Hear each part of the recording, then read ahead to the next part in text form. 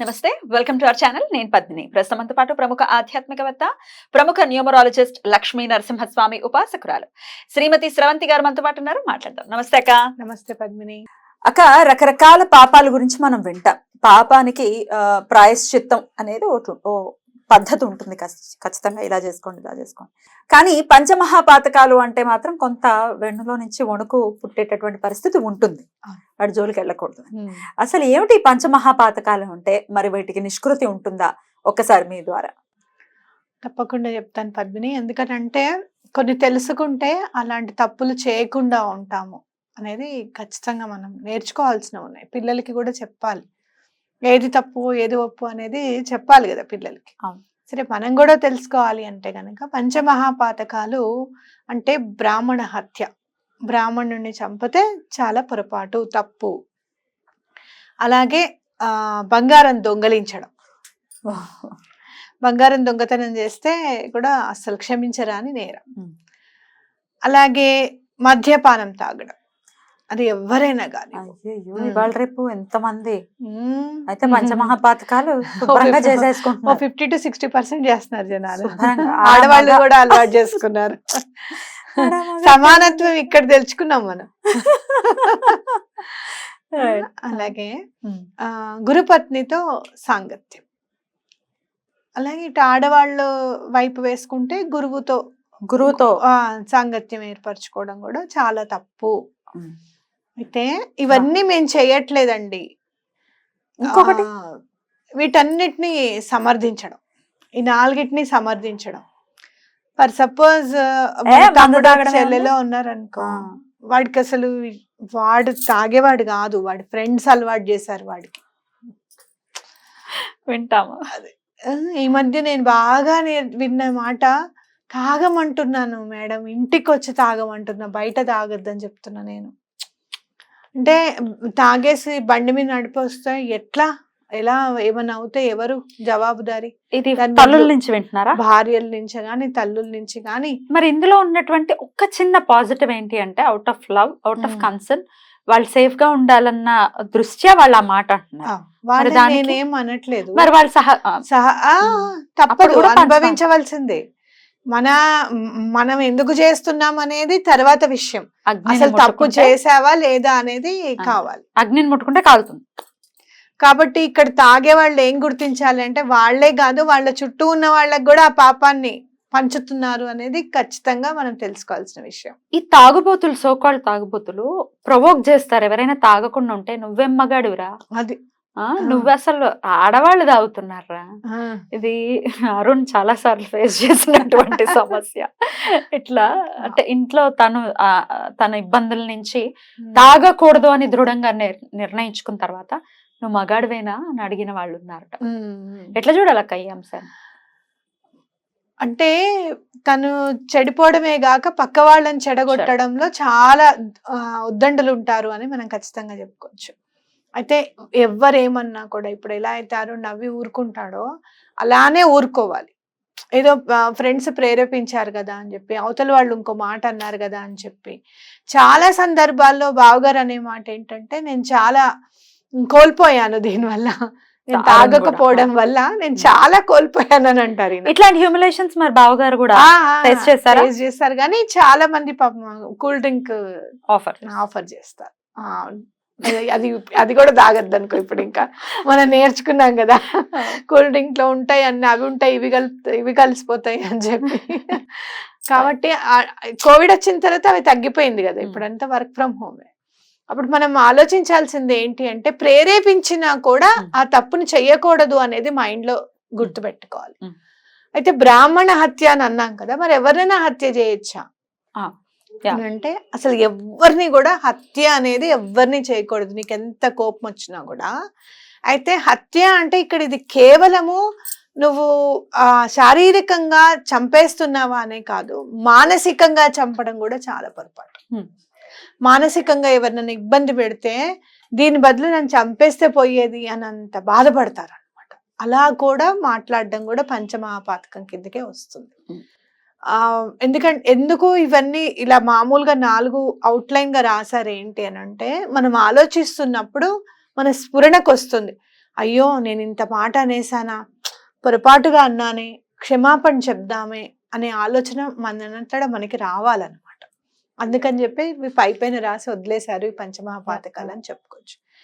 బంగారం అనుకో, కొంతమంది ఏం చేస్తారు అని అంటే, మనిషి మీద చాలా కోపం ఉందనుకో, ఆ బంగారం దాచేసి ఊరుకుంటారు, చెప్పరు. తర్వాత ఎప్పటికో అప్పుడు మళ్ళీ వీళ్ళే తీసుకెళ్లి పెట్టే వాళ్ళని కూడా నేను గమనించాను. నేను కావాలనే చేశాను, నేను తప్పు చేసి నాకు ఏ పాపం అంటున్నా పర్వాలేదు, ఆ రోజుల్లో అప్పుడు నాకు చాలా కోపం వచ్చింది, నేను చేశానండి అని చెప్తారు. అలా కూడా చేయకూడదు. మనిషిని ఎప్పుడు కూడా హింసించకూడదు, అలా బాధ పెట్టకూడదు అనమాట. ఇంకొకటి, మీకు ఎక్కడైనా బంగారం దొరికినా కూడా అది తీసుకొని వెళ్ళి చక్కగా హుండీలో వేసేసేయండి, దేవుడి గుళ్ళో. అస్సలు పొరపాటున కూడా బంగారం ఫ్రీగా మన దగ్గరికి రాకూడదు, ఫ్రీగా మనం ఎవరికి ఇవ్వకూడదు, గిఫ్ట్ గా కూడా బంగారం ఇవ్వకూడదు. లక్ష్మిని ఇచ్చినట్టే బంగారం ఇస్తే. సరే, మీరు ఎవరన్నా ఏ అన్న కూతురో ఏ చెల్లెల కూతురో అని చెప్పి మీరు ఇస్తే ఒక్క 10 రూపాయలు వాళ్ళ దగ్గర నుంచి తీసుకోండి. ఓకే, అలా తీసుకుంటే మంచిదని నా ఉద్దేశం. నేను అలానే చేస్తాను ఎవరికైనా ఇచ్చినా కూడా. అయితే ఇంకోటి మనం ఇక్కడ చూడాల్సింది ఏంటంటే, ఇవాళ రేపు సమాజంలో గురుపత్ని సాంగత్యం. అసలు గురుపత్ని సాంగత్యమే కాదు, అవతల ఎవరైనా మీరు ఫ్రెండ్స్ ఉన్నారనుకో, ఏదో ఒక సలహా అడుగుతారు కదా, ఏదో ఒక మంచి గురించి సలహా అడుగుతారు కదా, ఎంత నిగూఢంగా ఉంటుందో చూడేది. సలహా అడిగినప్పుడు వాళ్ళ సలహాని నువ్వు తీసుకున్నప్పుడు వాళ్ళ నీకు గురువుతో సమానమేగా. ఇంకా కరెక్ట్, అవునా? తెలియని విషయం చెప్పినా సలహా తీసుకుంటే గురువుతో సమానమే కదా.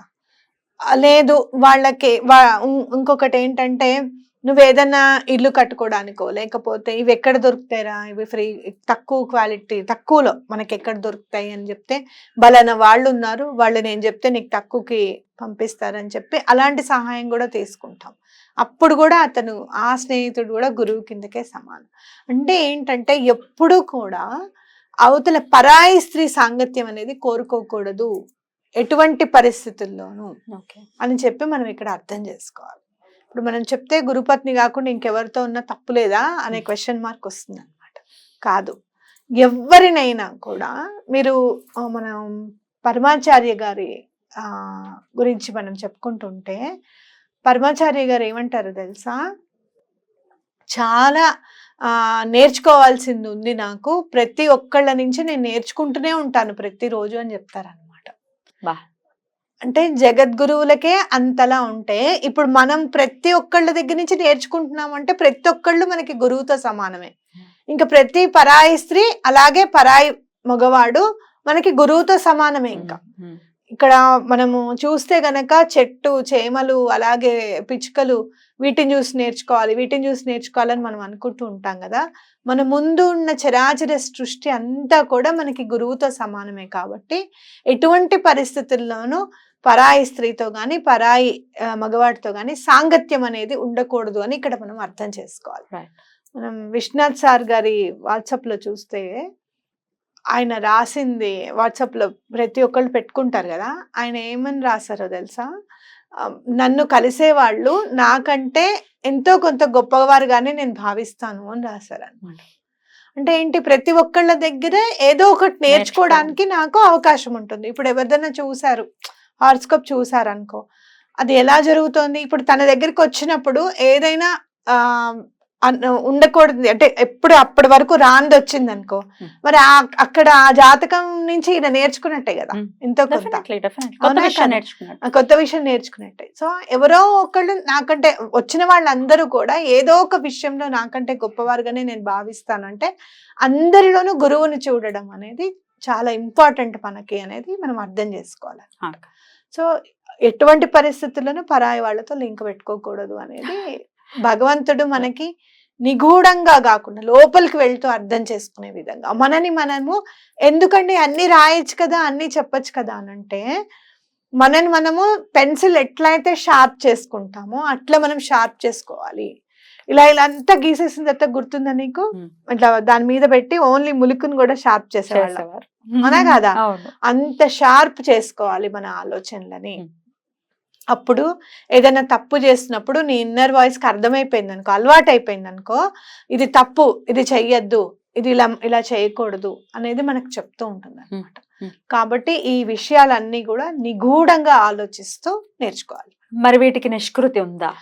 పంచమహాపాతకము అని అంటే, మహాపాతకం అంటే ఏంటి, ఇంకా చాలా విపరీతమైన పాతకం అనమాట.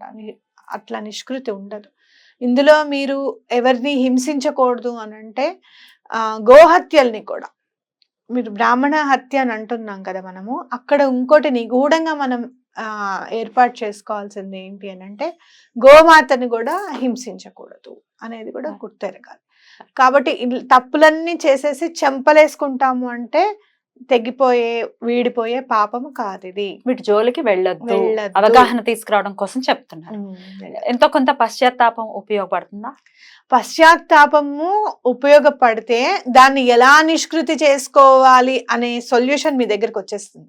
నేను చెప్పక్కర్లా, త్రికరణ శుద్ధిగా పశ్చాత్తాపడి భగవంతుడి దగ్గర 2 చేతులు ఎత్తి దండం పెడితే ఎటువంటి పరిస్థితుల్లోనూ ఆయన దారి చూపిస్తాడు.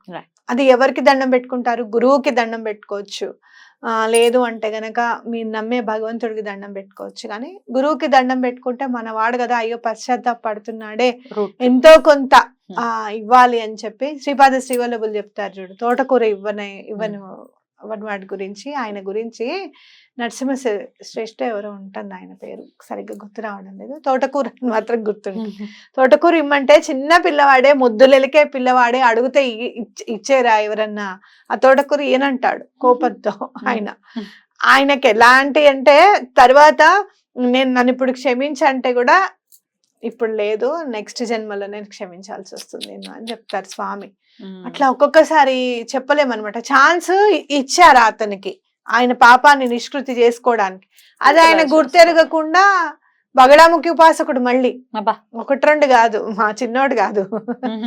అంటే ఏంటంటే నీకు అలా మీరు పశ్చాత్తాపడినప్పుడు ఎవరైనా మీకు ఛాన్స్ ఇస్తే గనక మీరు తప్పకుండా దాన్ని నివృత్తి చేసుకోండి. ఇంకోటి గుర్తు పెట్టుకోండి, లక్షలు ఖర్చు పెట్టేస్తాము, మీ పేరు మీద పూజలు చేస్తాము, ఆ పాపాలన్నీ పోతాయంటే కూడా నమ్మద్దు. ఎందుకంటే మురికి మీరే అంటించుకున్నారు, మీరే కడుక్కోవాలి. ఎవరో కడిగితే ఆ మురికి పోతుందని మాత్రం మీరు అనుకోవద్దు. చాలా అద్భుతంగా వివరించారక్క. ఇది అవగాహన ఖచ్చితంగా రావాలి.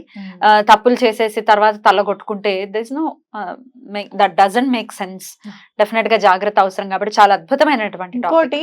ఇంకొకటి చెప్తాను పద్మిని, ఎప్పుడైనా కూడా మీరు బలానా దాంట్లో ఎవరైనా ఫర్ సపోజ్ అక్క చెల్లెళ్ళు గాను అన్న తమ్ముళ్ళు గాను చేశారు, నటించారు, లేదు అంటే గనక పరిస్థితుల దృష్ట్యా మీరు అక్క అని పిలుస్తున్నారు, అమ్మ అని పిలుస్తున్నారు, అలాంటి వాళ్ళు కూడా ఇల్లీగల్ రిలేషన్షిప్స్ నెరిపే వాళ్ళని చూసాను నేను. అంటే సామాజిక పరంగా వాళ్ళ అక్క తమ్ముళ్ళు అన్న చెల్లెళ్ళు, సమాజం వాళ్ళకు ఒక అఫేర్ ఉంటుంది. అట్లా చేస్తే కూడా అది కూడా పంచమహాపాతకమే. ఎందుకు అనంటే నువ్వు అసలు సొసైటీని ఎలా, సభ్య సమాజాన్ని అయ్యో బాబోయ్ అనుకునేలాగా చేసావు. ఎంతమందికో ఏహ్య భావం కలుగుతుంది అనమాట, చిచి వావి వరుసలు లేవా అని చెప్పి. అలానే మొన్న ఈ ఫణి హనుమంతుడు అదే అర్థమైందా నీకు? అంటే నోటితో కూడా ఎవరిని ఇబ్బంది పెట్టకూడదు అనమాట. ఇంతమంది 1000 కోట్ల జనాల్ని చిచిచి అనిపించుకున్నాడు కాబట్టి ఈ రోజు అలా చంచల్ కూడా జైల్లో ఉన్నాడు. చాలా బ్యూటిఫుల్ గా ఎక్స్ప్లెయిన్ చేశారక్క. చాలా చాలా కృతజ్ఞతలు. నమస్కారం.